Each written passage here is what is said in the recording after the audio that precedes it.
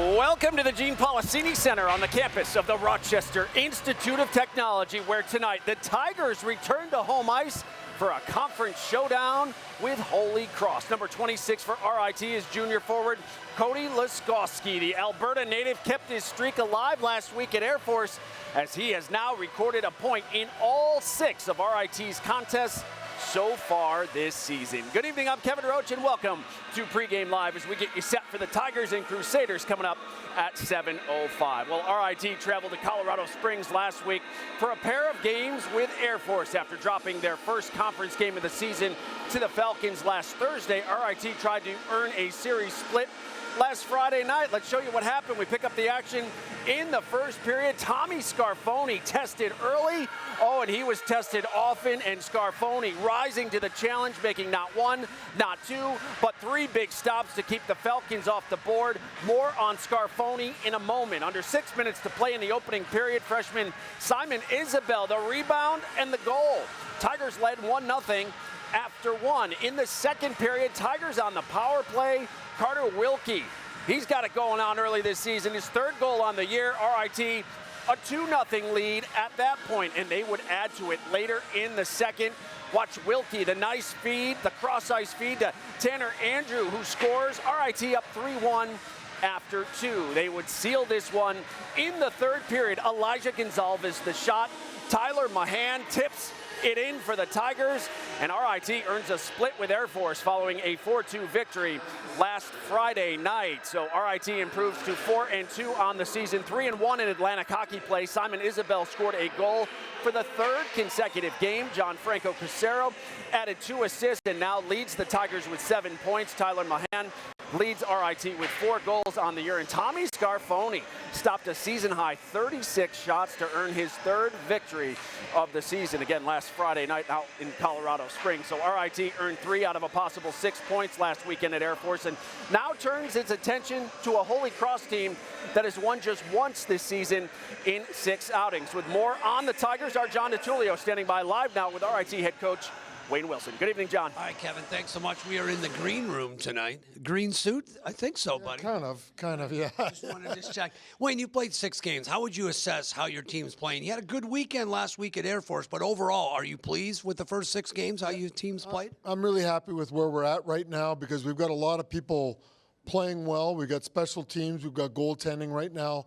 So everything's kind of hitting right now, and our freshmen are contributing as well. I should mention that, and so we want to now, make progress, continue to move in the right direction, develop good habits, and it's puck management, getting pucks behind their D, and no turnovers at blue lines, take fewer penalties.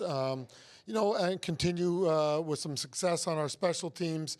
I think all those things you want to keep going and then get some different people in the lineup and have them grow and develop as we move forward. You have 16 players with at least a point. It's been a group effort, right, Wayne, to start the year? Yeah, it's been really strong by everyone. I think we're very balanced. I don't think we have a 1, 2, 3, 4 type line. So it's going well so far. So we want to continue with that, and every weekend's a different type of test, and we've got a test from a team that we really don't know that well. We've played them twice last year, and we didn't play them the year before, so it's just a team that we're going to feel out a little bit here, but get after them. They've had a difficult schedule. Is their record a little misleading because of their schedule they played? Yeah, it is difficult to say when you go to North Dakota for 2 games. They did win an exhibition game against Boston College, but that doesn't count. They beat AIC, which is a great win on their record.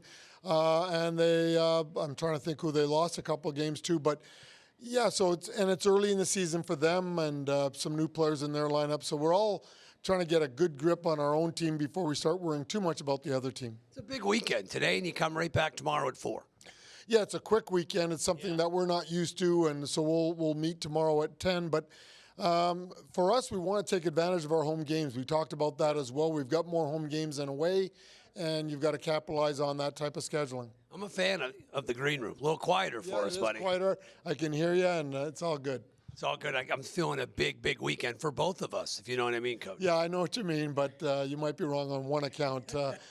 Tomorrow's 12 o'clock game has nothing to do with hockey, but yeah, you're in trouble. I can't wait for our pregame tomorrow. Wait, that does it here with head coach Wayne Wilson. Kevin, let's send it back to you. Oh, he's swinging already. Thanks so much, Johnny. Well, the Crusaders are certainly a work in progress under second-year head coach Bill Riga. Holy Cross enters the night just 1-5 on this young season, although that one victory, as John just mentioned, came over four-time defending conference champion AIC. Now, the Crusaders arrived in Rochester around 10:30 last night, and we're out on the ice here this morning. Coach Riga said that last week's victory over AIC showed what this group is capable of. But following that up with a 6-0 loss to Vermont also shows it's going to take some time and patience for this group to become a consistent winner. You want to think that every year, every game, you're going to get better and better. And the road to success is a little bit like mercury on a on a thermometer. It's a little bit wiggly and wobbly on the way up. So you just need to be patient, but consistent, and spread your message and your vision, and hopefully day by day we get there. We have 10 new players that are all coming in as freshmen, and we lost our leadership group. And I'm going to be a little patient with some of those ups and downs, but I still don't sleep at night. And seriously, we need just to get more consistent with playing that way to our identity and get results in our league. Yeah, results are key. Hopefully Coach Riga can get some rest. And even though the postseason seems like a way off, points are important now, especially considering only 8 of the 10 teams in the league will qualify for the AHA playoffs this year. Right now, RIT Sacred Heart sitting atop the league with 9 points. AIC just 3 points back of the leaders, followed by Air Force, Holy Cross, and Niagara, Bentley, Canisius, and Mercyhurst, and Army, all still looking for their first conference victories. In the net for RIT tonight will be number 30, Tommy Scarfoni. After losing his first start of the season at Union, Scarfoni has won his last 3 starts, including last Friday at Air Force, where again he stopped a season-high 36 against the Falcons. For Holy Cross, head coach Bill Riga will go with number 33, Thomas Gale. Tonight will be the sophomore from Quebec's second start this season. Gale did see some relief time on October 7th at North Dakota. He enters the night with a 2.68 goals against average. Well, still to come on Pregame Live, John and Gene will join us to tell us who we should be keeping an eye on here tonight. Plus, so far this season, freshman Tyler Mahan has been the man for the Tigers. Our conversation with the Tigers' leading goal scorer is on the way. And number 10 for RIT is defenseman John Franco Casero, the Nobleton, Ontario native. Leads RIT in points this season and was honored by Atlantic Hockey this week. He'll join our Kim Coffey live next as our coverage continues from the Gene Policini Center at RIT. It's the Tigers and Crusaders at 7:05. This is Pregame Live.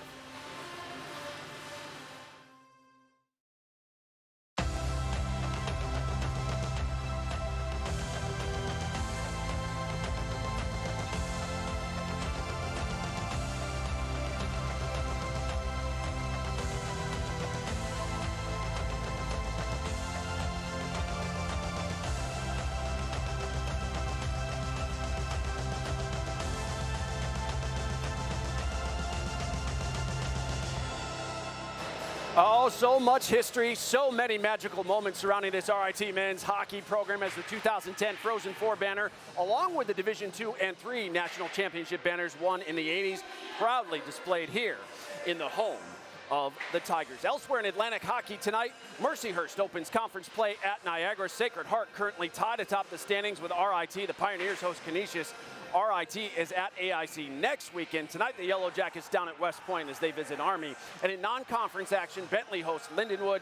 Air Force visits Colorado College. We'll be tracking it all for you here tonight. Hey, last season, Carter Wilkie not only led his first-year teammates in scoring, he led the entire Tiger team, earning him Atlantic Hockey Rookie of the Year honors. Well, this season, RIT has another first-year Calgary native on the roster, and through just 6 games, Tyler Mahan has already made a significant impact.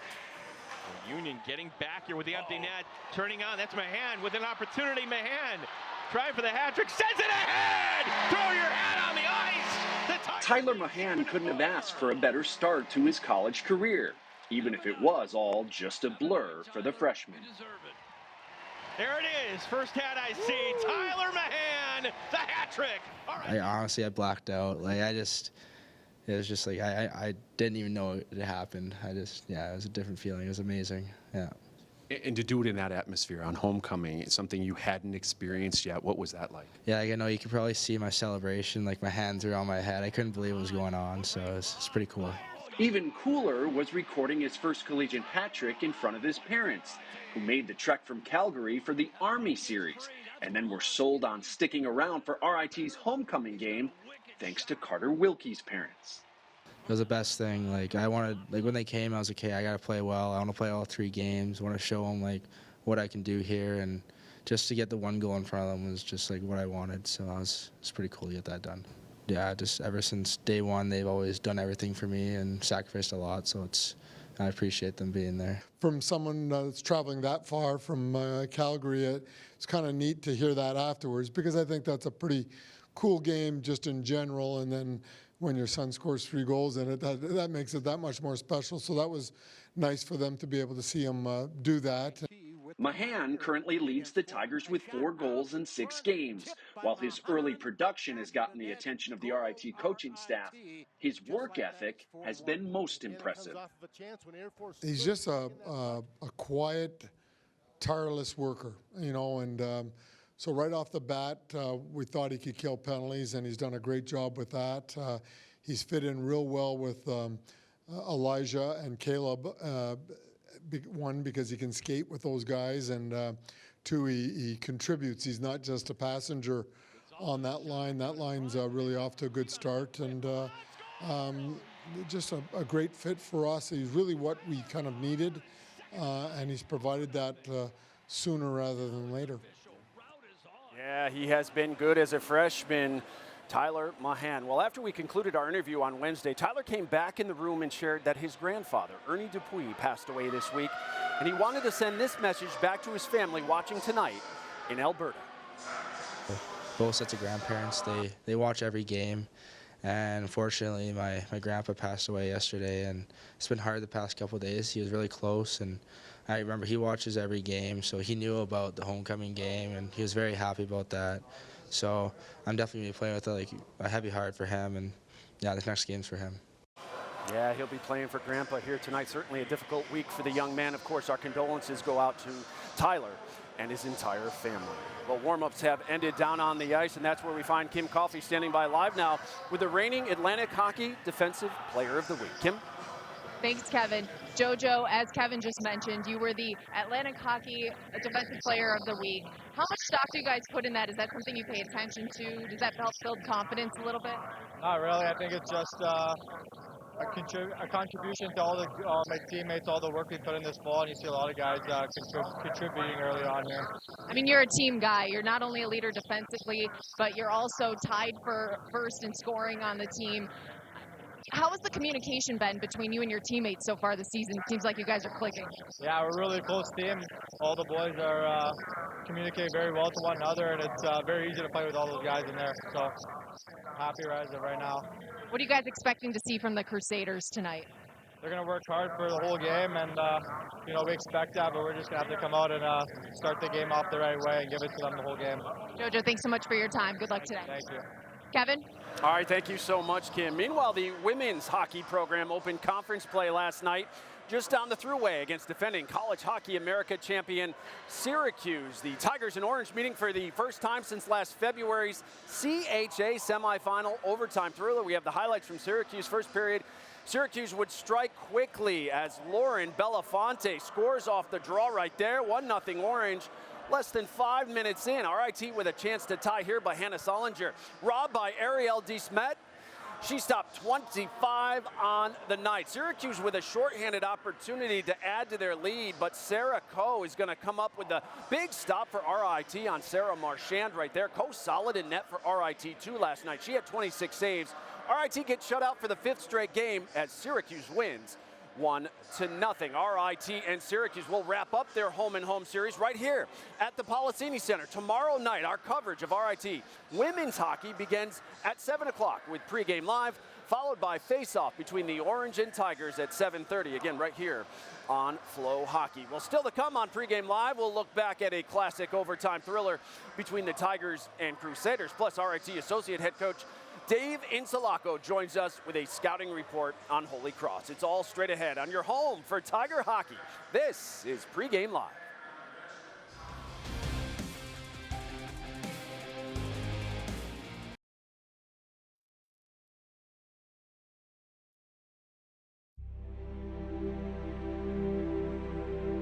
Cairns to Brubaker.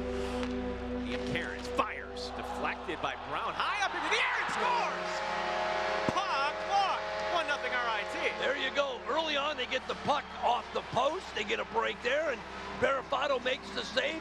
Can't find the puck. You can see he's looking for it. Cairns but at the point takes the shot. Now let's watch the puck go up into the air. Barafato can't find it. Falls right behind him. Hey, look at that. Came out of the sky. Look at that. Makes the save and puck's up in the air. Everyone's looking for it. And there it is. What a wow. view. 5 remaining in the Holy Cross power play is Murator. Back to trap. Gurdakis breakaway.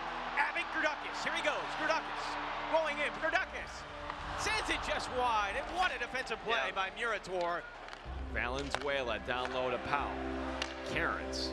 Brubaker, the blast. There it is. Game winner. Adam Brubaker. Tigers win 2-1. There you go.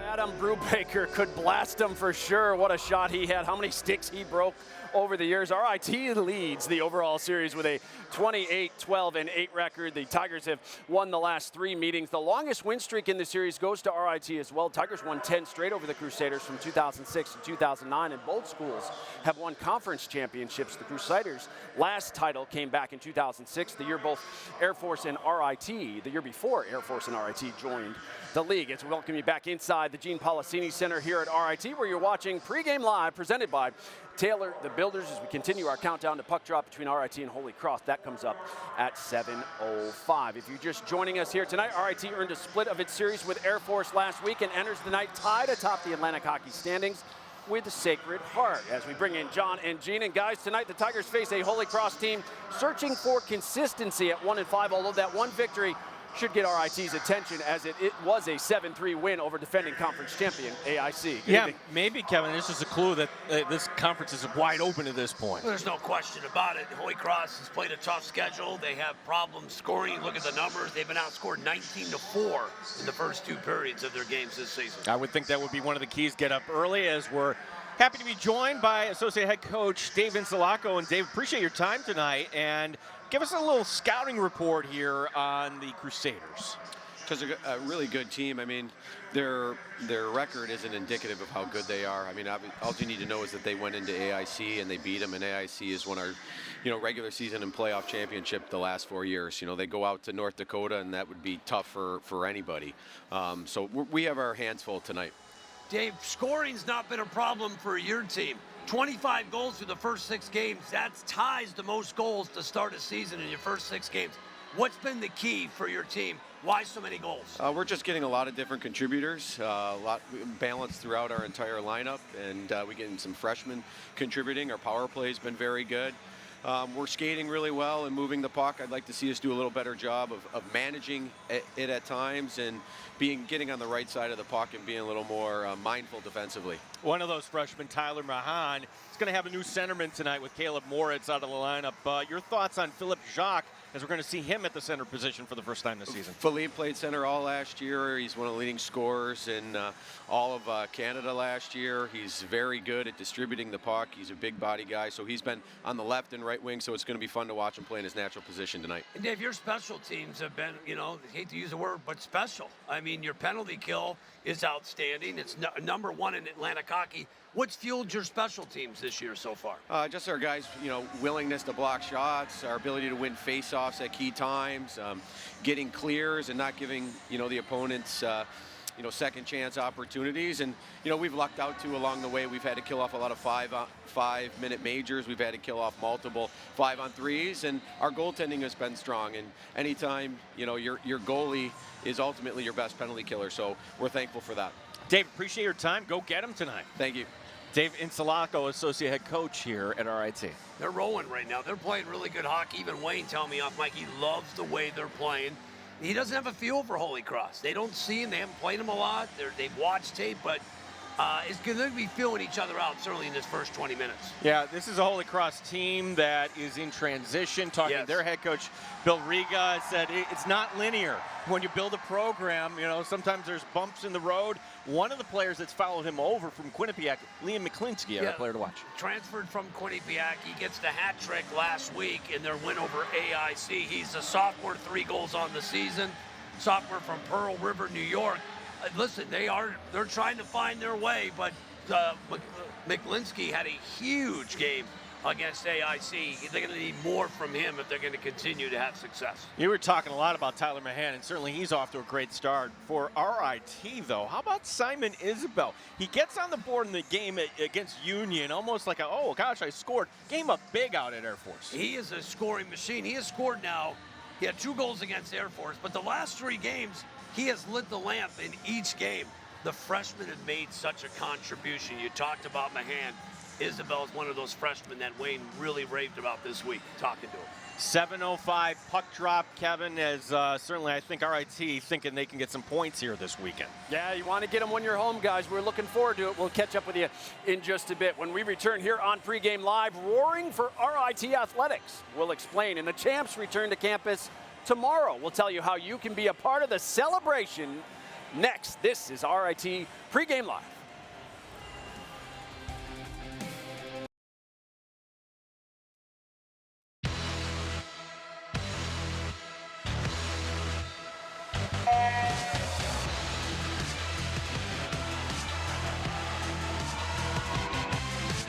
He's got a shot, scores!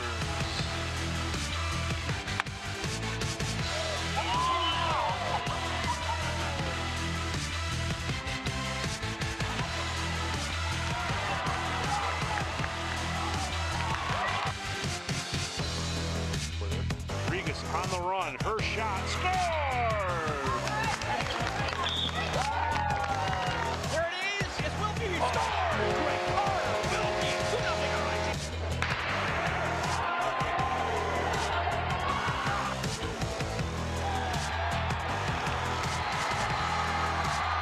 Halligan, chip shot towards the goal, scores! Third, calling for it is Blackall, and he makes the catch. There it is, Jurgens, got it!